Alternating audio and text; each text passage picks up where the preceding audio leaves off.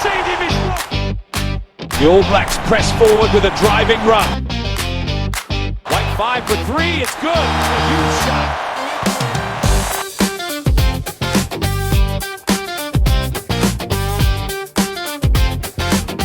The puck drops in this gold medal game.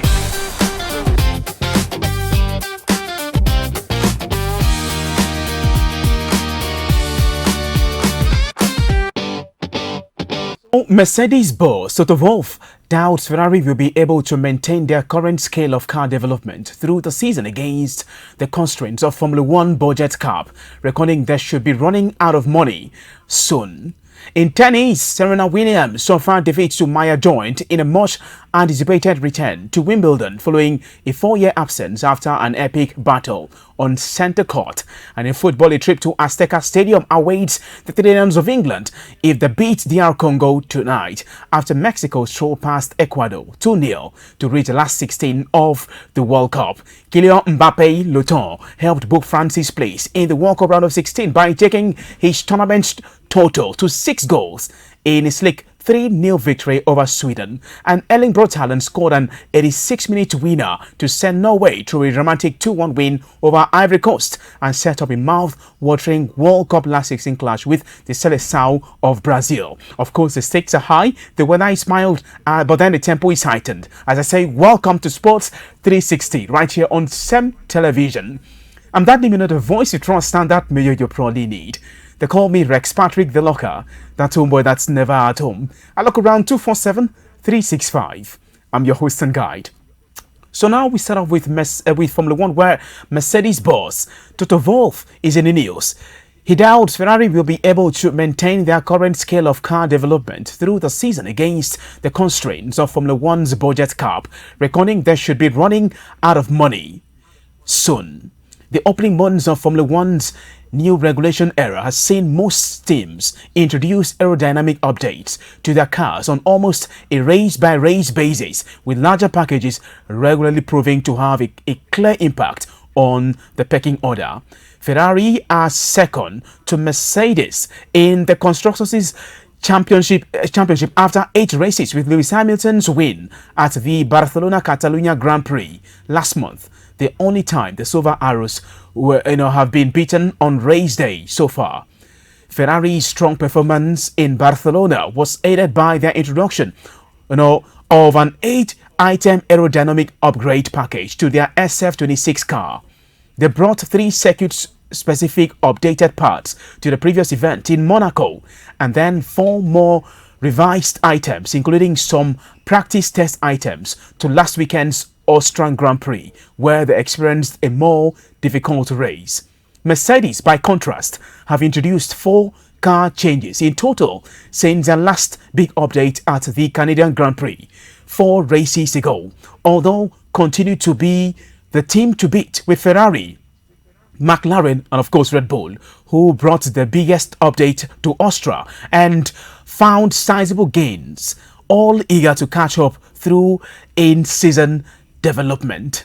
Given all teams must adhere to a yearly budget cap, which was raised to $215 million for 2026 owing to the scale of the new chassis regulations or face sanctions, Wolff is hopeful Mercedes have more development, they have more to spend in hand over their Italian rivals to deploy later in the season. And so now to tennis, where interestingly, Serena Williams is in the news. She suffered a defeat to Maya Joint in her much anticipated return to Wimbledon following a 4-year absence after an epic battle on centre court.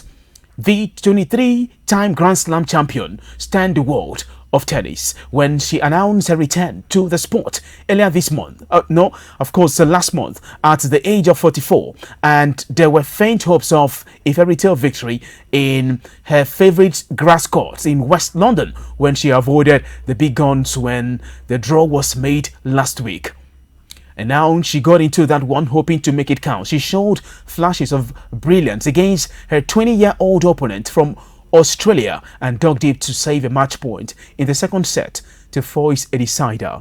but she ultimately ran out of steam to suffer a 6-3, 6-7, 6-3 defeat. Joined had headed into the Wimbledon having lost 11 matches in a row, but it did not show as she handled the big occasion. As she seemed to relish in spoiling one of sport's biggest storylines this very year. From there now we move on to football, where Lobby Stars have appointed Bala Nkiru as their new technical advisor ahead of the 2026-2027 Nigeria National League season. Of course, he's looking forward to life at the side. Nkiru has been tasked with guiding the Makurdi-based side back to the Nigeria Premier Football League. The experienced tactician has managed several top Nigerian clubs, including Wiki Tourist, Plateau United and Gombe United. On the international scene, the experienced tactician has also managed Nigeria's under-17 side, the Flamingos. Nigeria, of course, Nkiru's experience will be vital for Lobby Stars as they seek to return to the top flight. Lobby Stars were relegated from the Nigeria Premier Football League that was in the 2024-2025 season. Of course, the Alia boys narrowly missed out on promotion from the Nigerian National League that was last season. Now to some other story on the home front, where Mustafa Jibrin has sealed a move to Ranchers Bees ahead of the 2026-2027 Nigeria Premier Football League season. And just so you know, Jibrin's arrival was confirmed by the Kaduna-based side on Monday. He joined Ranchers Bees from the same Mesugira, talking about Kano Pillars. Jibrin was a prominent figure for Kano Pillars in the NPFL last season. He netted 5 goals in 23 appearances for Kano Pillars. Jibrin has featured for Gombe United and Abia Warriors in the past. His experience is, quite vital for Ranchers Bees. That's in the Nigeria Premier Football League for next season. Of course, he's expected to hit the ground running and bring a lot to the table. In another development, Salisu Yusuf is set to be appointed the technical advisor of Kano Pillars ahead of the 2026-2027 campaign. Yusuf previously managed the Sai Mesugida during the 2021-2022 season. The tactician's return marks another spell with the 4-time Nigeria Premier Football League champions as they look to strengthen the squad for the new campaign. The 2018 Chan Silver winning coach ended his deal with Cotton Sport of Benin Republic by mutual agreement at the end of last season. Yusuf guided Cotton Sport to second position in the Championnat National du Benin last season and secured a CAF Confederation Cup ticket. So Kano Pillars barely managed to escape relegation in the NPFL last season. So elsewhere, El Kanemi Warriors have got, technical advisor Kabiru Dogo expressing his team's readiness for the President Federation Cup final against the Oga Boys, talking about Ikorodu City. The Maiduguri-based side will face Ikorodu City in the final of the competition at the Stephen Kashi Stadium, Asaba, on Saturday, the 11th of July, 2026. Dogo's side will be aiming to win their 4th title, while Ikorodu City will be making their maiden appearance in the final of the competition. El Kanemi Warriors started preparations for their crucial clash on Tuesday morning at the Police College field in Maiduguri. The Gaffer is in buoyant mood ahead of the crucial fixture and he's got his eyes targeted on nothing short of a victory in the final come the 11th of July, Saturday precisely. Now, let's tell you that Bendel Insurance have completed the signing of forward Tedo Shimagande and Joseph Godstime from Niger Tornadoes. The duo signed 2-year contracts with the Benin Arsenal. Of course, the Bendel Insurance announced their signing in an unveiling ceremony, and that was on Monday. The Benin-based side expressed delight with the club's arrival this material time. Of course, they'll be looking to add more firepower up front after finishing in mid-table, and that was last term. So now we move on to the camp of the Super Falcons of Nigeria, where head coach Justin Madugo is targeting another successful outing with the Super Falcons at the 2026 Women's Africa Cup of Nations. Of course, Nigeria won a record-extending 10th title at the last edition of the competition, and that was in Morocco. The stakes will be higher at the upcoming edition of the tournament, which will also be hosted by Morocco. The 2026 WAFCON finals will also serve as the qualifications, the qualifiers for the 2027 FIFA Women's World Cup, scheduled to be held in Brazil.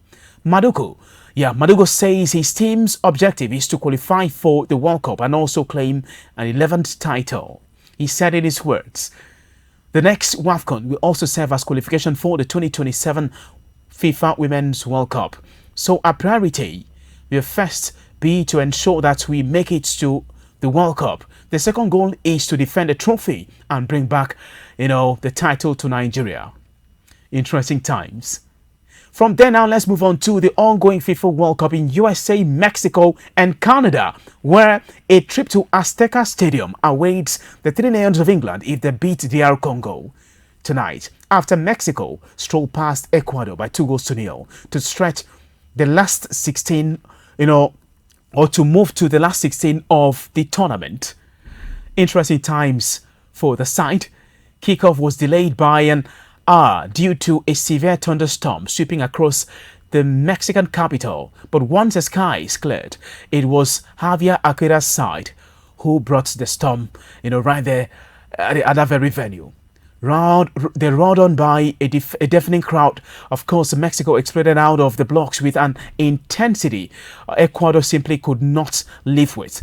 Their aggressive pressing, slick movement and relentless energy overwhelmed their South American opponents.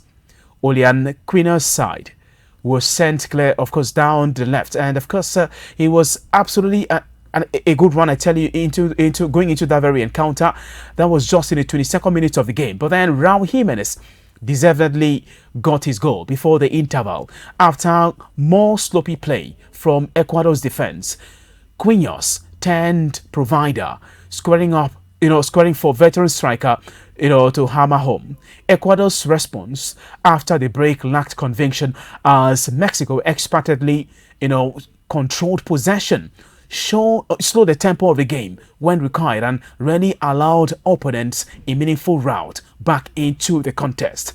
Frustration within the Ecuador ranks finally boiled over deep into stoppage time, as they couldn't hold on to that very one. They couldn't make a statement for themselves and were made to pay dearly for that by their opponents. Talking about the co-host nation of the ongoing World Cup, Mexico. Elsewhere, Erling Braut Haaland scored an 86-minute winner to send Norway through a dramatic 2-1 win over Ivory Coast and set up a mouth-watering World Cup last 16 clash with the Seleção of Brazil.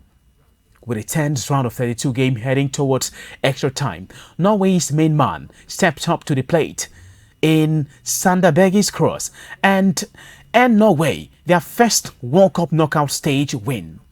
Before that, it was a game of brilliant goals. Much of the talk this summer, has been about Ivory Coast winger Yan Diomande, but it was his RB Leipzig teammate Antonio Nusa who stole the limelight in Dallas.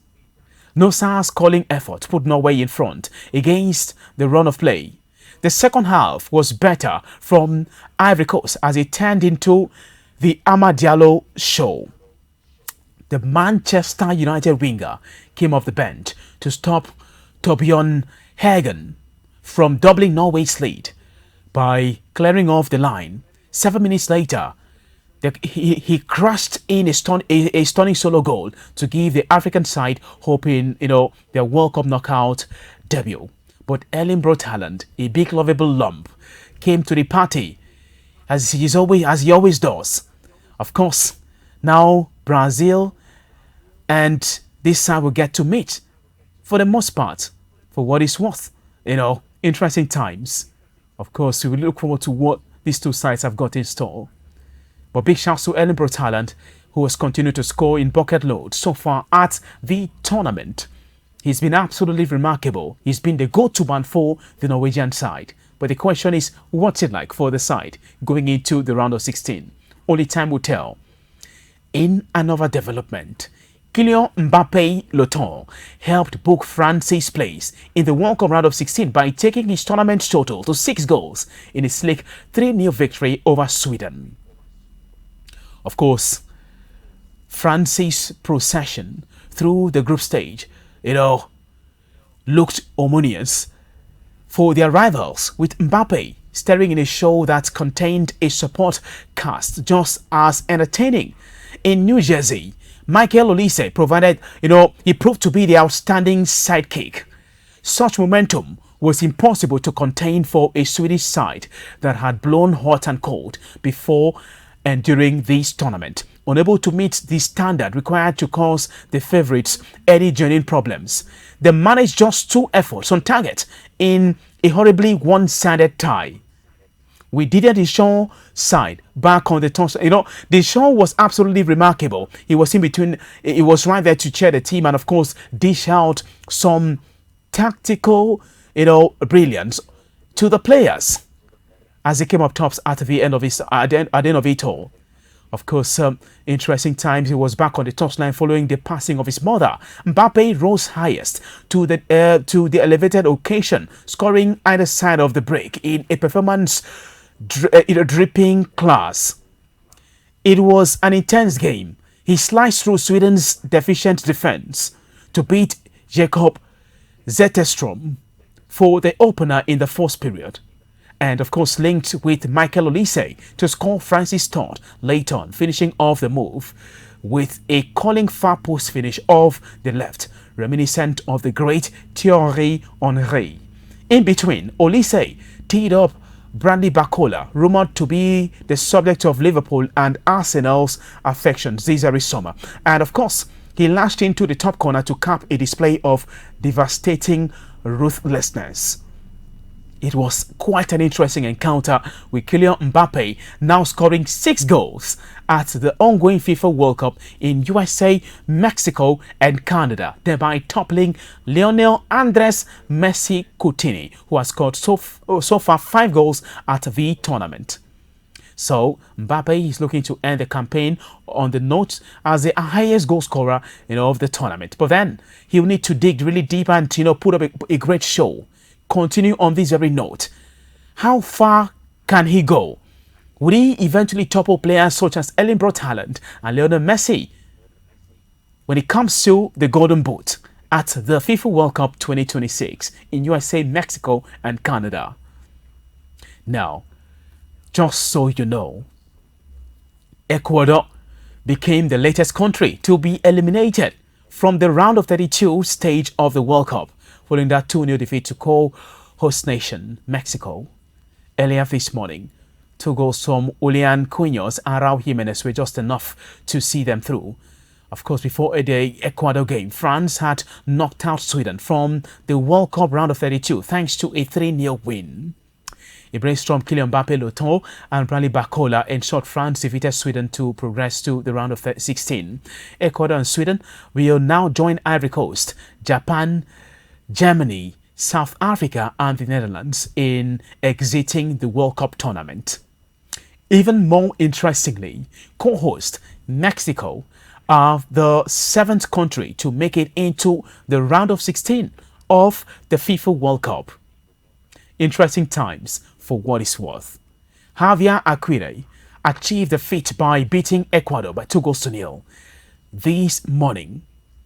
The 2 goals came in the first period from Julian Quinones and Raul Jimenez. So Piero Hincapié picked up a 95th minute red card. Oh yeah? As Ecuador finished with 10 men in that very encounter. So Mexico are the second co-host nation to qualify after Canada dumped out the Bafana, and that's the boys of South Africa. They'll now face the winner of the England versus DR Congo clash. Brazil, Norway, Paraguay, France and Morocco are the other teams to have progressed into the last 16 of the tournament. As of course, it gets even more intense than what we've seen, for the most part of the ongoing event in USA, Mexico, and Canada. So what's it like going into the round of 16 tie, or the round of 16 clashes or stage of the tournament? What's it like for the co-host nations like Mexico and Canada, who are already through to the last 16? Will they keep the momentum going? Will they crumble when it gets to the crunch? Will they crumble like a pack of cards? Will they keep it going? Will they make it count? How well can they fare? How well will they fare at the ongoing FIFA World Cup? Well, we'll get to find out. For the top scorers, Lionel Andres Messi Coutinho, Kylian Mbappe Loton. And of course, yeah, absolutely, that man talking about Erling Braut Haaland are expected to keep the momentum going. Okay, now let's turn our focus to some transfer stories. Yeah, the Mundial is ongoing in USA, Mexico, and Canada, but then we got some transfer stories making the rounds at this material time. And just so you know, Samuel Chukwueze has rejected a chance to join Turkish Super League side Trabzonspor. Chukwueze spent last season on loan from Premier League club Fulham. The winger scored 3 goals and registered 4 assists in 25 appearances across all competitions for the Whites, or call them the Contagers if you like, and that's Fulham. The Nigerian international has returned to his parent club, talking about Rossoneri, and that's Associazione Calcio Milan. AC Milan, if you like to say in a manner of speaking, after Fulham opted not to exercise the option in the contract to make it a permanent one. Trabzonspor were hoping to bring Chukwueze to Turkey for around 15 million euros this very summer.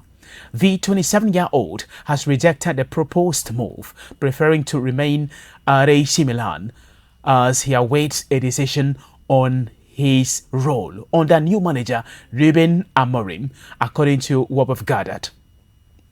Now, let's move on to some other story where Tottenham Hotspur have agreed a deal to sign Matheus Fernandes from the Hammers, or call them the Irons if you like, and that's West Ham United. And interesting times for Matheus Cunha, who is on the radar of several top teams. The fee is understood to be 85 million quid, 85 million pounds, which would smash the club's transfer record of 65 million pounds paid for Dominic Solanke from Bournemouth back in August 2024, and the player has been given permission to undergo his medical at Spurs. Manchester United were also pushing hard to sign Fernandes, but will only buy players at the right valuation and who really wants to play for the club, and his preference was not clear throughout the process. So the question is, where will best suit the player? Between Manchester United and Tottenham Hotspur. Of course, MTV Sports Understand Sports were determined to win the race to sign Fernandes and would have matched any offer United made for the player. In the end, United were unwilling to reach the 85 million pounds Tottenham Hotspur put up for Fernandes. Decision makers inside West Ham believe Fernandes was one of the best young players in the Premier League last season and has got the potential to become as good as Declan Rice, who was sold to Arsenal for 105 million pounds. That was back in the summer of 2023. Spurs missed out on a number of key targets last summer, one of which was Brian Mbeumo, who went on to join Manchester United. Of course, he's contributed to the hierarchy's desire to land a statement signing this very summer transfer window. But then, is he worth up to 85 million pounds? Matheus Fernandes, is he worth a whopping 85 million quid at this material time? Remember, I always say that a player is worth what the club is willing to pay. Is Matheus Fernandes worth 85 million pounds? Well, it's about what the club wants. That's Tottenham Hotspur. In another development, Chelsea have started club-to-club discussions with Rayo Vallecano in an effort to acquire left-back Pep Chavaria. Of course, He's been absolutely phenomenal. He was an integral part of the Rayo Vallecano side last term. And so the Blues, Chelsea, are keen on finalizing a deal for the 28-year-old defender following the recent exit of Marc Cucurella. Cucurella completed a £52 million transfer to the Little Birds, and that's Los Merengues, Real Madrid, leaving new manager Xabi Alonso with limited options on the left side of the fence. Now we understand that the West London side, Chelsea, has now begun talks with Rayo regarding a potential transfer for Chavaria, who has got 4 years left on his contract with last season's Conference League winners or Conference League runners-up. Interesting times. Hato, who joined Chelsea last summer from Ajax Amsterdam for £37 million, took some time to adjust at Stamford Bridge, and his performance improved, during the latter stages of last season. Of course, his debut campaign right there at Stamford Bridge, where he impressed, towards the end of the season. Of course, the Netherlands international is expected to fill in the gap left by Cucurella's departure on the left side of the fence, with Chavaria, who, he be signed, providing an additional option in that very position. Chavaria made 44 appearances for Rayo Vallecano across all competitions last season, contributing to the Spanish team's run in the Conference League final and an 8th place finish in the La Liga Santander. The Rayo defender is capable of playing both as a centre-back and, of course, a wing-back, having already secured Marco Palestra from Atalanta Bergamo with club, confirmation pending. Chelsea aims to make Chavaria the second signing of Alonso era, excluding any pre-arranged deals made prior to Alonso's appointment right there at Stamford Bridge. But the question is, will the Blues really come good going into the 2026-2027 campaign? Will they get it right? With players such as Enzo Fernandez, being linked continuously with a move away from the side this very summer. Will Chelsea get it right under Xabi Alonso? We wait to see what happens at the end of it all. But then the Blues are really eager to get back on track, are desperately eager to get back to the top, and of course contest or fight for major titles compared to how they went about business for the most part of the 2025-2026 campaign, where it was for the most part a Jekyll and Hyde situation for the side. But this is a new era. The new campaign is upon us, and the Blues are desperately eager to ensure that they get things regarding signings right before the start of the season. But then we wait to see what happens for the current world champions, Chelsea, when the season starts. Well, this is where we get to put a pin right here on Sports 360. We can't go any further. Been a great time with you out there, and I tell you for free, you are the real MVP. Don't forget there are games coming up tonight at the ongoing FIFA World Cup. In the United States, Mexico, and Canada. Interesting results we saw from last night and the early hours of today. There are some games to look forward to.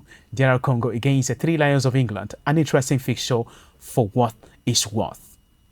And remember that name, the voice you trust and that mayor you probably need. They call me Rex Patrick the Locker, that homeboy that's never at home. I look around 247-365. Close your door before you bath. May person, we'll see you finish. For now, it's a wrap. And now, time to talk sports matters on SEM TV. Stay with us.